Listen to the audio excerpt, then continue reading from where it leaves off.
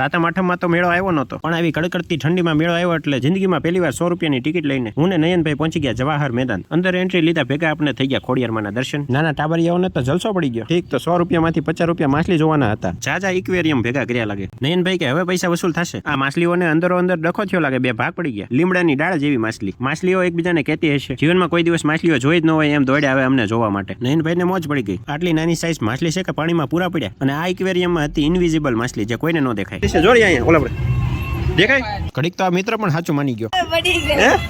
એરું છે કે માછલી? આ છે મિની શાર્ક માછલી. ઘર નાનું ને રેવા વાળા જાજા. અહીંયા તો નાની એવી જલપરી પણ લાગે. આને કહેવાય કાગળ વાળી માછલી. કાચબો કે તમે ભલે 100 વાળી ટિકિટ લીધી પણ હું મોઢું નહીં જ દેખાડું. પછી તો ચારે બાજુ અંધારા થઈ ગયા. ગાઈસ ઇધર લાઈટ ચલી ગઈ ગાઈસ. 100 વાળી ટિકિટ લીધી તોય ઘરની ટોર્ચ લાઈટ કરવી પડે. આને કહેવાય કાળું ધોળું કપલ. પેલા બે દિશામાં જ માછલી આવતી, હવે ચારે દિશામાં માછલી આવશે. વચ્ચે કાચ ન હોત તો કેત હમણાં. આ લે હું તો સસ્તા દુબઈમાં પહોંચી ગયો. અહીંયા તો કાચ ઉપર હાલવાનું. 150 વાળો ટફન ગ્લાસ હોય તો સારું, નકર ફૂટી જાય. હવે 100 રૂપિયા વસૂલ લ્યો. સસ્તા દુબઈમાં તો ભારે મજા આવી. આ છે માછલીઓને વાત કરવા માટેનો ટેલિફોન. આ છે આપણા KGF વાળા રોકીભાઈની ગાડી. હવે વારો છે મેળાની અંદર એન્ટર થવાનો. અંદર જતા જ બૈરા અને છોકરા વેન કરે એવા સ્ટોલ તો પહેલા જ આવે. પણ મને અને નયનભાઈને આ અદ્રશ્ય સ્ટોલ જ ગમ્યા. 50 રૂપિયામાં બુલેટ જીતો પણ નીચે ઉતરવાની તમારે. આ છે રાત્રિ મેળાનો નજારો. CNG અને પેટ્રોલે દોસ્તી કરી લીધી. હાલો એકાદી જગ્યાએ ભાવ તો પૂછવી આપણા બજેટમાં છે કે નહીં. આપણે એકેમાં બેઠવાનું થતું નથી, કારણ કે આપણને બેઠવામાં નહીં પૈસા દેવામાં બીક લાગે. અહીંયા સારો વ્યૂ આવે. લાઈવ ને ઇન્સ્ટાગ્રામમાં રોલા પાડવા એક બે રીલ ઉતારી લો. પછી તો ભાઈ કઈ બાકી જ ન રાખ્યું, બધે શોટ લઈ લીધા. અત્યારથી સોશિયલ મીડિયા માટે તૈયાર થાય છે. જેનો મગજ કહી ગયો હોય એને આમાં બેઠવાનું, અને ત્રાહા માણસોને આમાં બેઠવાનું. પણ આપણા નયનભાઈને કઈક અલગ જ શોખ થયો છે.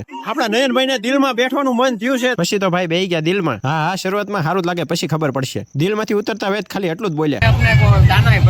પછી આપણે એને એક સલાહ આપી. ઘરે છે ને ધૂળ હોય ને ધૂળ, એમાં દિલ કરીને એમાં બે બેસી. ગઢાએ તો રાઈડ કરી લીધી. હવે નાના ટાબરિયાનો વારો. આ રાઈડ જોઈને મને સ્પીડ ગેમનું મ્યુઝિક યાદ આવી ગયું.